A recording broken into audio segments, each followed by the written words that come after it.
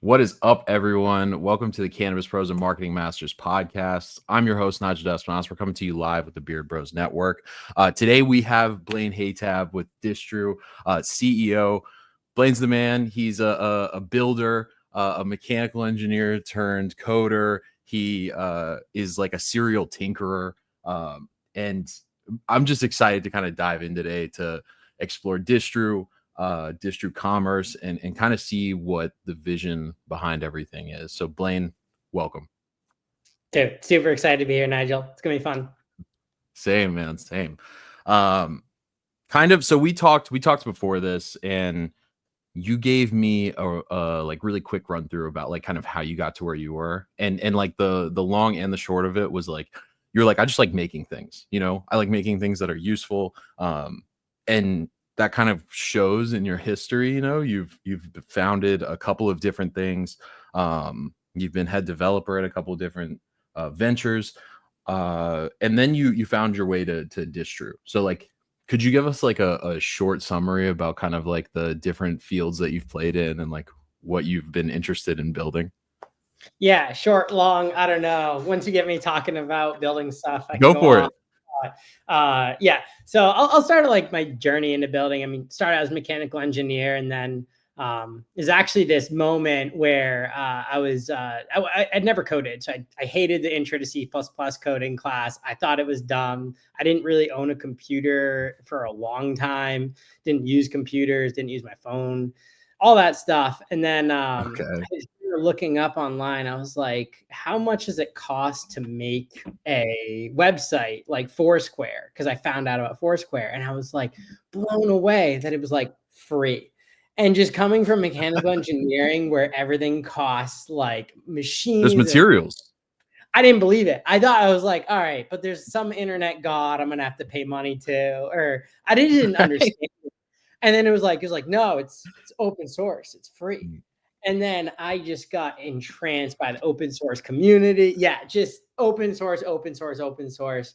My heart is so deeply entrenched in the open source community. You'll never find a community of people that are so smart and so capable, that are so willing to help you. You're talking like senior Facebook engineers that are just working on a library on the side, that just come in and they'll get in with you and they'll work on it, and they'll help you and they'll teach you, and it's magical. So All right. The current day of GitHub, like, sorry to interrupt, but like I feel like the current day of GitHub AI and all of this like massive iteration, like I feel like we're in a period of like continuous iteration, and so much of it is open source. Like I come across tools every day that I feel like are, they'll say they're like XYZ company slayers. It's like somebody and their two friends making something, and they're just open sourcing it because they're just having fun building something. So it's like I don't know, I feel like this is a particularly beautiful period, especially with kind of, like you said, a love of an open source community where they're really getting the spotlight on things. Yeah, and I think it's the one thing that Silicon Valley got really, really right. Because if you really think about it, how crazy it is it that Google made a research paper about attention, basically transformers, the foundation of LLMs. Yep.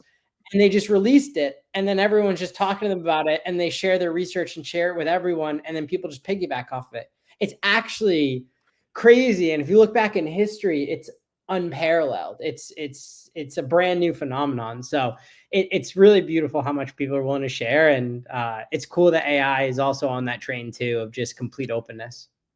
Yeah, man. And in terms of like, because I interrupted you before, but I know you had worked in kind of like the music space before. You had built you know products for engineers by engineers. You've dabbled in a lot of different places.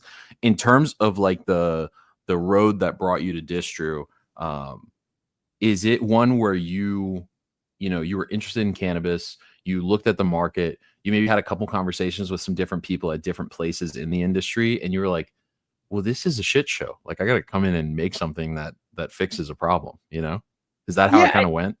To a certain degree, I think there's a lot more connection to the plant. So I'll kind of like fast forward like the process of like I got into coding, I learned how to code, and I just was all in coding all day, every day, just literally nonstop. And I had a job at 3M, so I was learning about like material science and hardware devices and medical devices. And then I left that to just go more hardcore on coding on my own. And then I just built all the projects, open source things, my own startups, if you wanted to call it that. My path was this. Here's my vision was I was in school and I was like, okay, I want to be an entrepreneur, but I feel like engineering is such a rare time to learn engineering right now, and you can't learn engineering later. I don't know many business people learn engineering later. So it was master engineering, master computer science, or master, building apps, and then master business. So I built my first. Go about it. Yeah, so I built my first hardware product. I sourced it from China. It was actually a vacuum oven. That was my full circle, bringing together my 3M mechanical engineering degree into a full effort. And then I learned how to build a whole software app, Music Festival Nation, spent 2-3 years on it, just a full cycle web app development thing. And Distru was the manifestation of, I've done the web app, I've done the hardware product, and now it's time to get good at business. And so I dropped all my side projects. I had like, I had FestiBox, which was like a festival subscription box that was actually kind of popping off. 150 subscribers in 6 months. And then I had the hardware product, and then I had like this sales tool, and I had a few other software products I was working on with cannabis. And then I was just like, we finished the hardware product. I now know engineering. I now know software. Business requires focus. And then I just dropped everything. Shout out. Yeah. So then I went into like a weekly cycle of launching a new landing page and doing cold calls every day to find out what the cannabis industry wanted. Just shipping. Can I just say, as somebody who's a salesperson, shout out to you, because I genuinely don't know. I'm going to say I haven't talked to anybody who's a founder, and like a technical founder too, on top of that has taken the time to like bang phones. So like you're the man, dude. That is like the coolest shit I've ever heard. Yeah. Bang phones is the right word for it. You're just hitting it teaches you resilience. It's like it does. It's an endurance test. You can handle all the no's in the world after that. Yeah, it's, oh my God, so many so many angry people, but you get through. Some people that's the thing, all founders out there.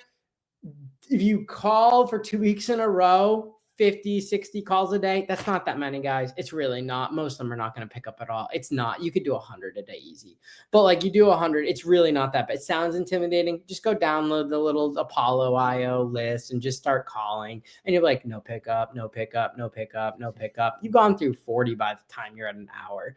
And then randomly you'll find someone that just like hears your voice and knows you're young, and then you say you're a founder, and they just want to listen. And that's where you learn a lot. So why cannabis though? Why cannabis? Yes. Yeah, I have a much deeper connection to cannabis than just I'm after this entrepreneurial journey. So like, I mean, I had been building for 2 years, spent 40, 50 G's of my own money on this hardware product just for cannabis. So I was already 2 years in on a very failed project that did not go well. Because I'm really deeply connected to cannabis. I mean, I've been smoking for a long time. It's really helped me with my ADD, helps with creativity. I think that there's a deeper connection to the cannabis plant and the endocannabinoid system that we don't understand. And I think that leading into mushrooms and ketamine and all these different things that help us think about how our brains evolved and where it's going towards, I'm deeply connected to that. And I love that. The linchpin one for me though is how many entrepreneurs are out there that are just in jail right now. Because if you really think about it, I consider every drug dealer that's in jail an entrepreneur, just with the wrong outlook. Yeah. Thank you. Because like I was in, because I was from a rural town, and we didn't have opportunities like that. We didn't have I didn't know the Google engineer. I didn't know all this tech stuff. I didn't know business Right. or anything like that. So these people find outlets like, oh, I can make money from drug dealing. And I've met these people in the city that you see their excitement for startups when they're 16, 17. And I can tell you it feels and looks exactly the same. Exactly. For The sure. drug dealer that doesn't know what they're doing is just excited about making money and changing their life. And same with the person that's born with people around them that are pushing them towards tech. So I consider, Absolutely. so if we can legalize weed, I think that enables those people to not pursue that path that I think then could lead to entrepreneurialism. So that's another part of it. Yeah. Oh, I love that, because something that I tell people all the time is that selling weed was something. I worked at a cultivation center in college, and um I also would buy weed and then, sell it to the campus.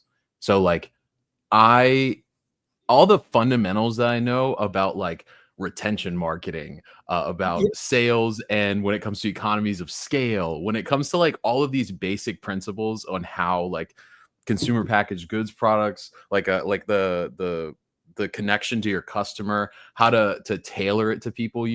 I have a bunch of people who really like indica leaning flowers. So like when I have some 9-pound hammer, I know who to hit up that's going to probably buy an ounce. It's like those type of things build the basis for which how you view business. So I totally agree and understand where you're coming from with that. Yeah. It's all business. It's all business. All of it. Yeah. So diving kind of back into, you have this you have this physical product that you've like dumped money into, and it didn't go where you wanted it to, but like you said, it was the perfect like meeting point of all of the different things that you were pursuing and like accruing knowledge on, coming to a point. And so what brought you to the place where you go, the market needs this, the market needs Distru? Yeah, I mean, I consider entrepreneurialism is about finding the customer base in the market that pulls you towards something. So I don't think that I had this idea that I put out there. I think that I was trying to discover what the industry was going to need over time. And actually, it was a lot of different things. It was, started with caregivers, farm to table, distribution. I was just learning the space. And then the biggest thing that happened was the McCursa law. So that in California, that required distributors to sell cannabis to the retailers. And so I thought that was a big linchpin movement. And I just believed that that was going to be the future of cannabis wholesale over time. So I was really all in on that opportunity. And then it was just a matter of how you approached it. There's like sales, procurement. I was really excited about the futures market. That was what I was initially starting with, is I wanted to build a futures market for cannabis. That's crazy. It just sounded big. I don't know. I was like, futures market. I don't know. This sounds like a big idea. Yeah. But Understanding the movements yeah. in commodity pricing around it. Yeah, I don't think the monetization is there. I think you need a level of scale. After I learned about commodities in other markets like gold, copper, Yeah. and all these other things, I was like, oh, you need like trillions of You need a dollars of volume. lot of liquidity. Yeah. So Yeah, you need it's so much not liquidity. so much. I didn't realize how big you need to be to do a futures market. So that one was out. And then we landed on sales. Yeah, we landed on field marketing, sales, and kind of the realization that what was unique to cannabis was you had to go door to door. And there was this really intimate connection between the sales rep and the retailer that still exists today at the maximum level, in my opinion, to be able to communicate what products you should buy. So it was just about THC visibility and just having the right information when you go to the retail store to be able to sell the product to the retailer. Okay. And so I guess it kind of in light of what we were just talking about with the open source community and this like iterative nature of things, it started around this. This was the cornerstone, right? And then, you start to build it, you start to see people come to the vision, and you just keep making this customer centric approach where you're going, what are you guys dealing with? How can we help you? And this ends up being how you go brick by brick into building kind of what the behemoth is that $8 billion has flown through or flowed through today, right? That's kind of what when we talked about it, that was the approach. Every single person that I've ever talked to who works at Distru also has like the same mentality, by the way. Like I went to a meetup in New York and met a couple of different people, man. And like, I don't know. I love whenever I meet people who are excited about the company that they work for, because of course, you know, I've had jobs in the space where it's like, it's just felt like a job, you know, and then you have one where you have like a community of people that you work with who really give a shit about what they're doing. And that was the energy that I got, you know, everyone was very happy to work on this. So like that customer centric approach, I feel like is like almost like a battery that puts something like puts fuel into people that you work with. Yeah, and I'd say there's like two layers that customer centricity. There's the what do they need from a software perspective to truly be able to systemize their operations, and who am I even targeting? The product side of it. And then there's the customer love side of it. And I think we hit both notes, and those are like kind of the two mindsets of our company. Sometimes they're the same person, sometimes they're separate people. But we have both. So it's like the caring about, so let me talk about the customer and the cannabis side first. We have a lot of people that on our team that really care about the cannabis plant and the industry. So pretty much everyone on our onboarding team, if you ever become a Distru customer out there and you get onboarded by a customer success rep or an implementation specialist, they were you. They're a distributor, an inventory manager, a warehouse manager. They come from the industry. They've sold the weed. They've dealt with the laws. They've dealt with the raids. They've dealt with everything. And they're now at Distru, and they were power users before. So there's this deep, intimate connection to them succeeding, to our customer succeeding that our team has out there. So I think that's a huge part of it. And I think that's what a lot of people feel when you're at events, is that love for the cannabis industry and the love for the cannabis plant. But there is that other side, which is you need to know what they need. And I think that the superhuman founder, I think, put this into the words the best I've seen so far, which is he's the guy who made this like phone app where you can email people really, really easy. It's popular with investors and popular with founders. That's what I was about to say. Executives tend to be using superhuman a lot. Yeah, I don't know. It's okay. But like, yeah, like either way, I think that is, I think his perception on product is really smart, which is I need to build what they want and they can't even communicate it.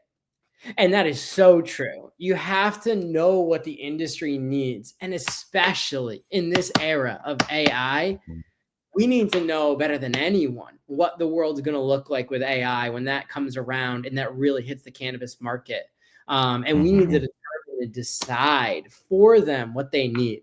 And if you get this cannabis love paired with opinionated decisions that really are just forward looking and building what they really want, the product that they imagined but could never communicate. Yeah. That's what you want to do. You want to build the product they imagined but couldn't describe. And the way I think about it is kind of like like when people start therapy, you know, it's like you're going to therapy to get like a toolbox of how to understand and work with your emotions, kind of.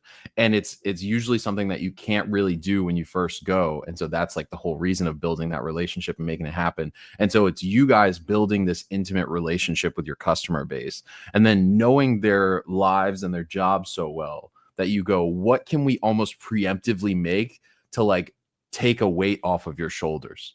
Like, what is a way that we can empower your job in a way that you do it better? And you didn't, like you said, you didn't even know to ask us to do that, right? That's like how you make like rabid fans. I think that's a great the therapy analogy and the tools. And I think that it's this like software strategic mindset that you're cultivating of how you evaluate what they need and what they care about, and like knowing how when their responses, what that really means, and asking for priorities. And it's more than just the 4 questions you ask on a product to come customer interview. There's a lot of instinct behind it you have to build over time. For sure. Yeah, it's really fun though.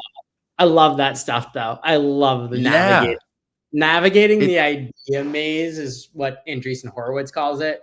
Navigating the idea maze of a startup. That is my favorite way to describe it. And I love navigating it.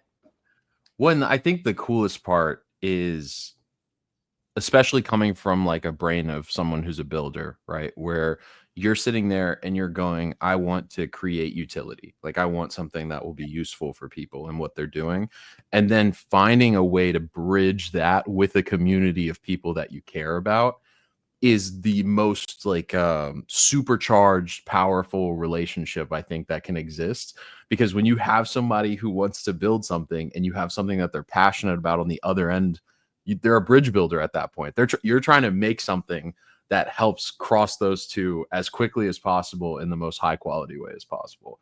And like that, you know, I almost want to like use that as a bridge to come over to like Distru commerce and like, you tell me how you got to that point, right? Because I think something that we do see oftentimes, and I've done, you know, I've sold physical products, I've sold software, I've sold packaging, like it's gone everywhere. And the interesting part is that these markets are these like their own little fragmented countries in ways, right? Where they have like their own laws, they have their own markets, they have their own ways that they go about things.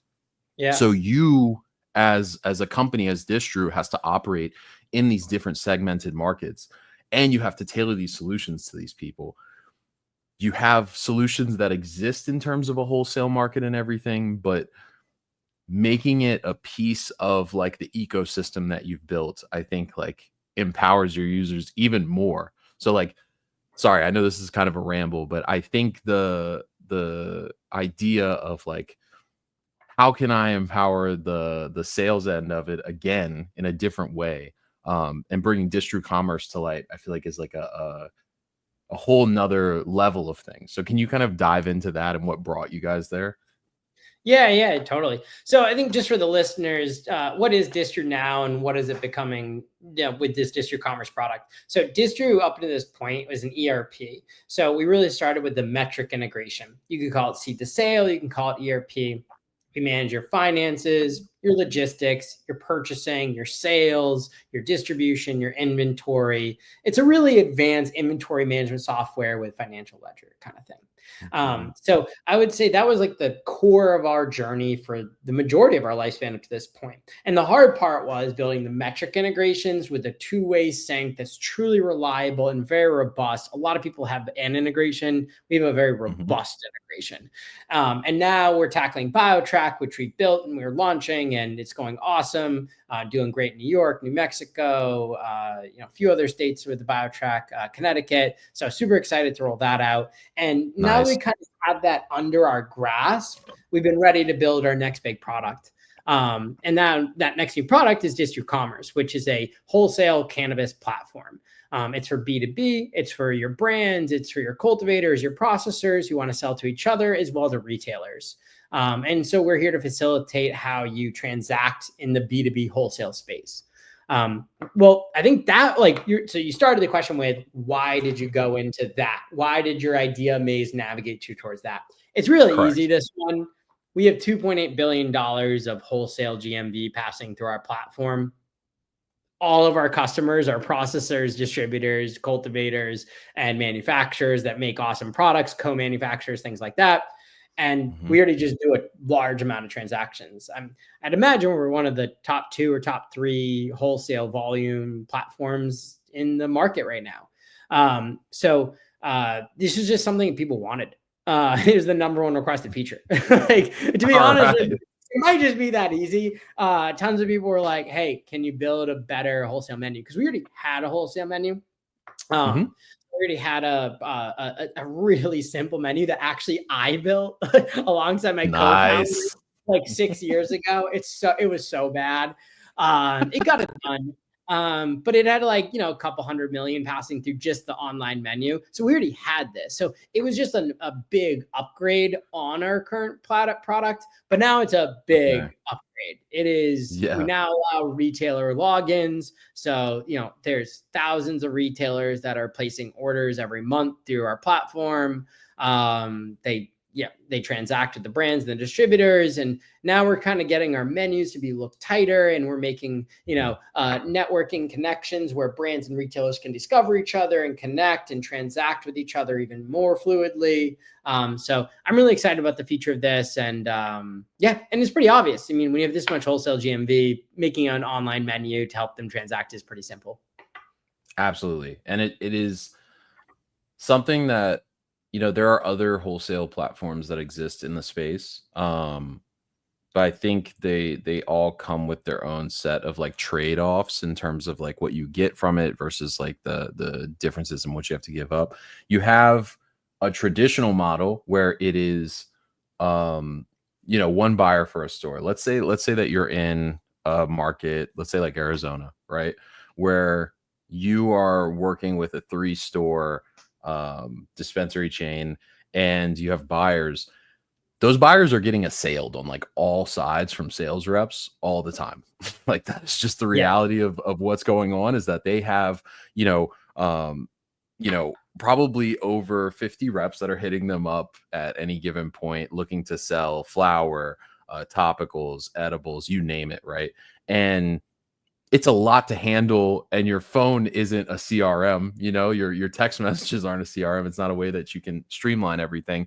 So I guess the question that I'm asking with this is like, with this platform, what is the way that you empower both buyers and brand reps to be able to connect with each other to kind of facilitate better sales? Yeah, I think like, what's the vision of Distru Commerce, and why do I think that it's like, what are the key things that make it special and powerful? So I think in terms of like helping them transact, it's really simple. You just need to have shared visibility. That's really the core of it. It's just shared visibility. So when I share my products with you, you need to make sure that it can show the THC levels, the batch levels, and the exact quantities, and whatever combination of, if I'm a, Kiva type operator with just, flat SKUs versus if I'm a, co-man with, or a bulk supplier with all sorts of nuance of all the different batches and flour and bulk. And it so depends on the state. So I think we have a very flexible engine to display your inventory and the THC levels. So I think the biggest thing that we have there is we just have a really robust metric and BioTrack integration. So we pull the THC levels and batch levels. So it just makes it much easier for these brands and operators to get the THC and batch information in there so it can be shared. That's so huge. That's so huge. That is massive. It's so hard to get that out there, and we've really streamlined that. So just when you come on a Distru Commerce menu, you're just much more likely to see THC percentages of the COAs. Now, the other side of it, now that's finding the product, and you want to show the product. Hey, here's the menu, check it out. Maybe they're calling, maybe they're showing up to the store. Maybe the retailer's just glancing on their own and then calls the brand rep. Whatever it may be, they're all looking at the same inventory. And then it goes into the next layer of accessibility, which is looking at the same order. So sharing the order, invoicing, and payment history. And we have a really tight connection where the retailer and the brand are looking at the same exact invoice and orders, and they can download the COAs in one click, download all the information. They can just see everything. So it just makes it really easy for everyone to look at the same thing. So that's like the table stakes and baseline of it. But I think we did it really well. And I think the biggest thing I'm sorry, go ahead. I was going to say, because I want to get to the second part of it, because there's like the inventory and the product accessibility. But then there's the actual transaction itself and how you transact with each other. So there's a lot more to come there. But I think this whole narrative that like there's this marketplace thing, like, listen, we have a marketplace feature. You can discover and shop. You can buy brands and things like that. It is nice for retailers when they need to discover a few brands or pick up a new product. It is nice. I do like providing a marketplace type interface for the retailers. That's not what 80% of the transactions are going on in this industry. It's just not. Most transactions, especially the larger operators, are with reliable partners, and you're retransacting. It's your relationship building. Right. So we have a very relationship forward platform here. So I'm excited in the coming months for some of the things we're going to release and some of the partnerships we're going to do that are focused on the relationships. And yes, there's a marketplace, but I really am excited for the future of how this industry is going to look in 40 years from now, when companies are transacting with each other regularly, repeatedly, and in a consistent way that they can share information and reliably restock things. Things like vendor managed inventory, I'm excited for. Things like automated payments, but also just putting in the commerce platform an emphasis on your existing partners and restocking, I just think is really important and something we put an emphasis on. And I totally agree. I think the bulk of what goes on when it comes to retail transactions is going to be those reorders, understanding what somebody that you do have a current relationship with, what they have in stock, and what you can buy from them. 85% of transactions are like with your partner that you already buy from out there. I would say something like that. Yeah. Okay. Then that's interesting, because that makes like a, you know, that 85 to 90% of all orders, from at least from the data that I've been gathering, are the brand rep connecting with the retailer directly, by the way. So like it's still a sales rep relationship dominated industry. Not even close. I think in general, that's what cannabis is that it's like it's a massively relationship driven industry. And I feel like it's a big industry, but it's a small industry at the same time. You see a lot of the same people at trade shows. You have a lot of conversations with people as they move around to different companies and things like that. But kind of the heart of things is, do you give me a product that fixes the problems that I have? Because there's a myriad of issues in our industry that people face every day, especially when it comes to plant touching rolls. And do I like you? I mean, that is honestly it. Like, do you understand me? Do I get you? Do I like you? I think those two things, when you have a product that excels at what it's doing, and when you have a relationship that is managed by two people who respect and understand each other, that's like kind of the heartbeat of cannabis commerce, I feel like, right? And that kind of feeds into y'all's ethos even. Yeah, it's the relationship, and it's also just the plant itself. There's just so much variety with each batch. There's so much variety with products and expiration dates. It's so fluid. So you just need a person that you can be like, are you going to deliver me good weed right now? I just need to know I trust you. Like I need, like, you know what I mean? Like, and you're and you just know certain people are just gonna be like, when they tell you like, I got you the Schnickel Fritz, but it's a good price. Are you sure you want Schnickel Fritz? Or like yes. Like that's a huge trust and product kind of curation is actually a big part of it too. Okay. Yeah, that makes a lot of sense. Like, I feel, again, this kind of goes back to the whole like selling weed thing, but that is the truth though. Whenever you have visibility with and transparency with your customer base on like if it's Snickle Fritz or not, and being like, work with me and I'll work with you type of situation, it does only embolden and strengthen the relationship between those two, you know? Hey, there's people that want Schnickel Fritz. Like, for sure. Don't hate on the Snickle Fritz, for sure. I totally agree. For the right price, definitely. And that is a lot. I mean, we see that in a lot of the data in terms of how customers shop, right? Like a lot of people are more price sensitive than they are for anything else. That's something that I'm interested in, and maybe we can talk about this when we're not on air, but like, I think the raw amount of commerce data that you guys are probably sitting on is so ridiculously like rich and like full of information that you can draw these crazy like macro insights from. Is there anything that you guys are doing on your end with AI to kind of help structure, visualize, and kind of see what's going on in a bigger sense? Because that's kind of like a something that I thought of whenever we were first talking, and you were just talking about the pure amount of transactions and money that flows through the company, right? Like, I think across states, that's like a mind blow. I'm really excited about, because we have $2.8 billion of GMV passing through our platform right now, and it grew a lot year over year, and I think it's going to grow even faster this next year.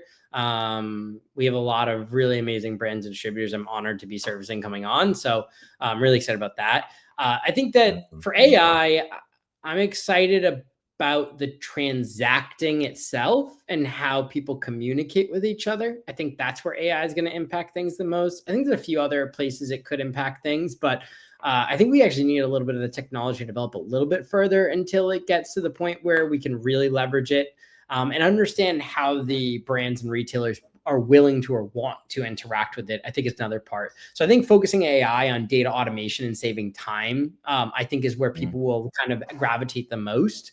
And I think that's where AI is really going to hit the wholesale market. And I'm excited to, do some stuff on that soon. But on the other end, the data side, you're talking about how you analyze the market. That really is more about data quality, to be honest with you, and data volume. It really is. Once you have the data, it's pretty easy to slice and dice it up and just with some classic SQL queries and do some analytics across it and find what's going on. You could find some like market trends. I think if there was AI, it'd be for product discovery. I think product discovery, you could do some fancy things with semantic text analysis and the data and be able to discover where the markets are shifting and where things are going. I will say, though, that the brands themselves and the distributors and the makers of cannabis are so freaking good at that. Like they really know what the consumer wants for the most part. It's taste making, right? Yeah. It's I think understanding your consumer.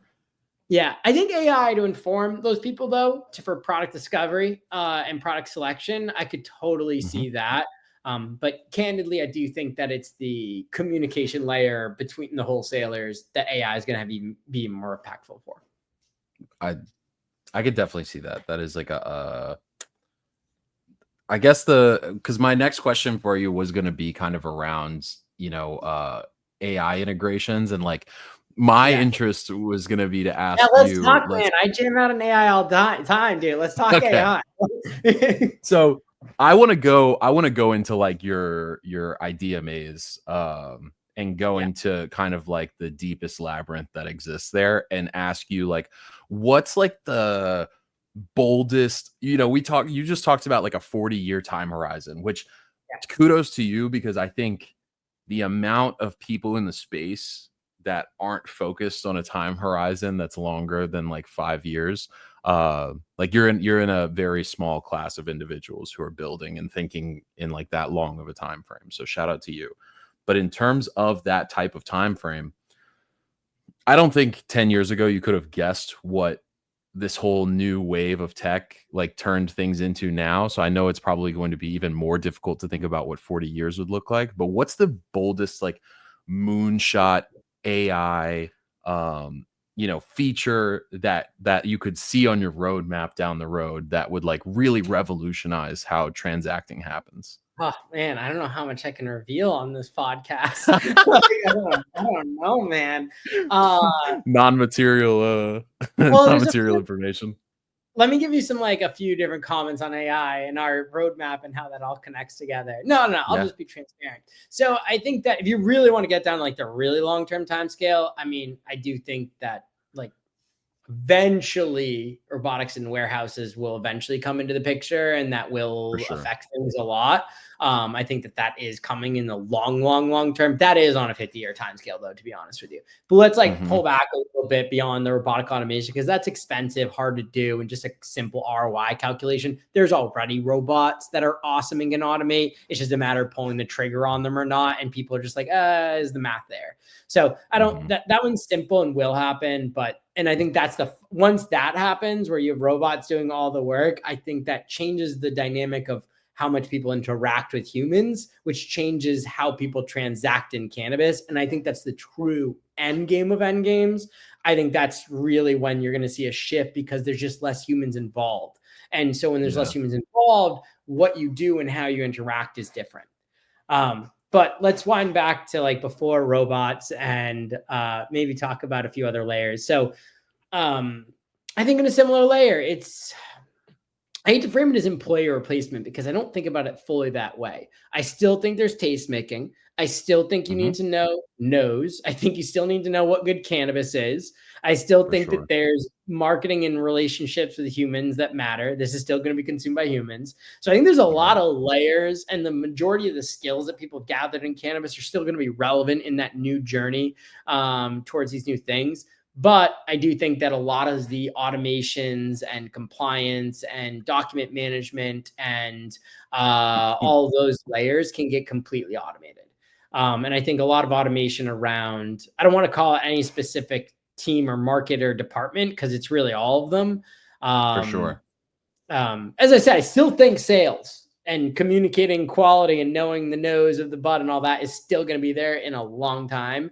But I think that anything that requires like documentation, process automation, filling out data, all that stuff, I think will truly be AI first. And I gotta agree. Yeah.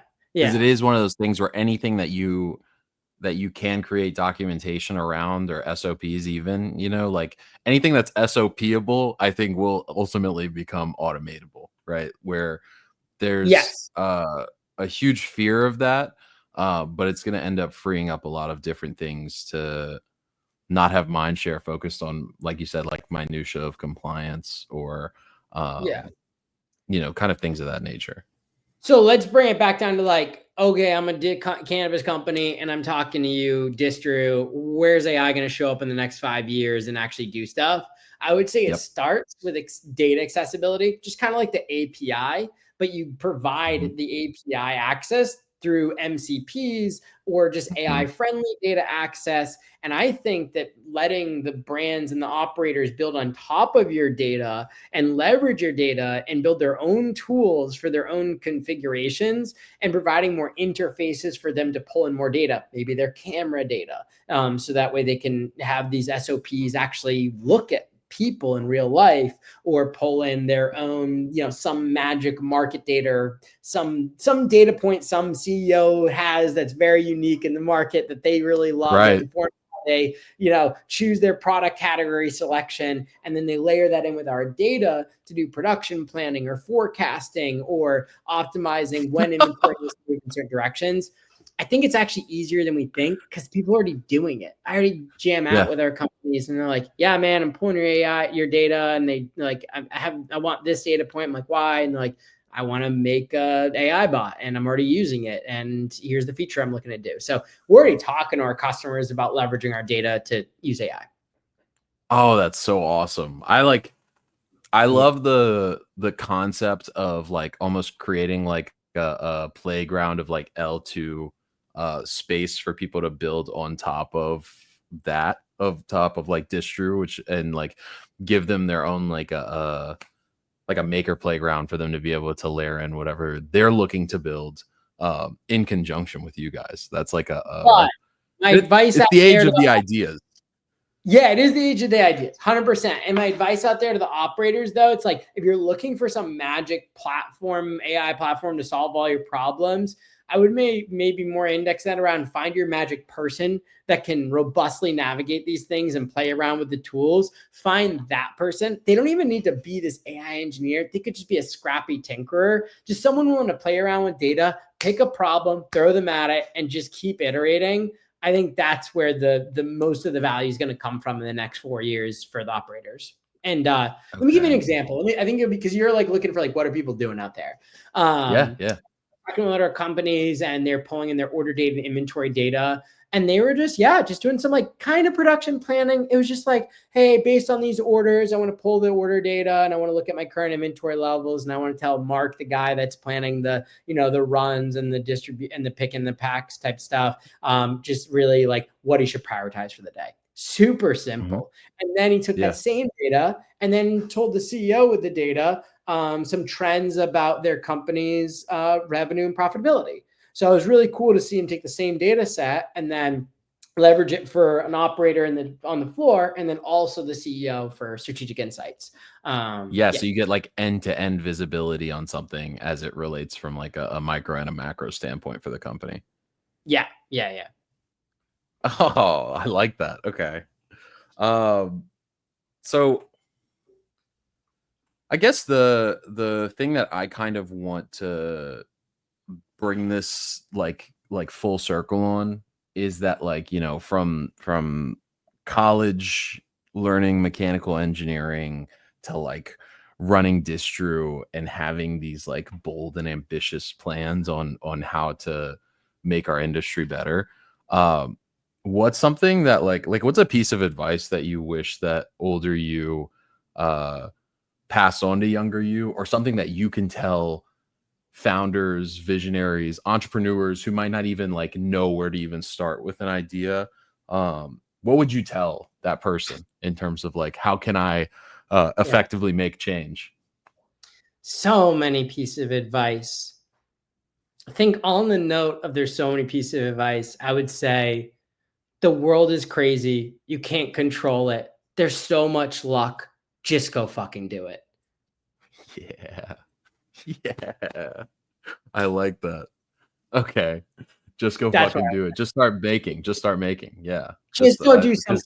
Follow your energy. Follow your energy. When you go do it and you get energy from what you're doing and you keep doing that, you'll see the feedback loops give you returns over time. Okay. Fail fast and collect as much data as possible, right? Yeah, fail fast and just get out there and just accept that you can't control everything and that it is a lot of, you're trying to create luck. That's more what you're trying to do, and accept that this world is probabilistic and that things will fail and every idea you love is not really 100% likely to succeed. Because at the end of the day, the sun could blow up and then everyone dies. So somewhere in your probability, somewhere in your probabilistic determination should be a 0.00001% of the sun blowing up. So like, if that happens, guess what? Your new product that you're shipping isn't really a good idea anymore because the sun blew up. So, and you can bring that to any other type of force majeure or something else that kind of comes out and makes that happen. Yeah, especially in this world of AI, especially like that advice is more relevant than ever. And if you are in that, and honestly, if I had to pick a round two advice is go learn AI and go master it, go understand it. Your job, your kids, your future, your team should learn AI. It will benefit their life and their livelihood. So really go learn AI and go use it in your day to day and do it more aggressively than you think. Yeah. Oh, I love that. Okay. Yeah, that is like the I think I like the idea of taking account of things and your probabilistic determination of what could happen with your ideas. Yeah. You're the man, dude. You're the man. I really do appreciate your time. Like this is I think this has been like a great talk in terms of just kind of showing what the potential of commerce and cannabis is going to turn into, and kind of showing a 0 to 1 to now 1 to 10 to then 10 to 100 type of place to go to with something, like with what started as not even the idea, but I want to help a market of people do something better, It's exciting, man. It's exciting times. And I love my team, dude. I just want to also say that all this AI and future sun blowing up shit, Jesus. Like my team's awesome. I love my team, man. I love my team so much. I love them so much. And I love to hear that. Shout out to the team at Distru, man. Yeah, actually, let's end on that. There's one thing any listener could do today is go do something nice for your teammate, or go think about your teammates and what they might be dealing with today, and just try to do something a little bit magical to help them through the day. Just go do that, man. We need more love in this world. Awesome, man. Blaine, tell the people where to find you and where to find Distru. Yeah, so you can find me on LinkedIn, Blaine Hatab, and you can find Distru at distru.com. Come to us if you're looking for an ERP, if you're a cultivator to distributor, manufacturer, co-man. And then if you're looking for a B2B wholesale platform to transact with retailers or other wholesale operators, you can check out Distru Commerce. It's a great standalone product with a great pricing package behind it. We'd love to work with you. Right on. Awesome. You can find me on all socials at Nigel_Ds, or you can find me on LinkedIn at Nigel Despinasse. And yeah, this has been episode 13 of Cannabis Pros and Marketing Masters. Have a good one, you guys. Thanks, Nigel. See ya.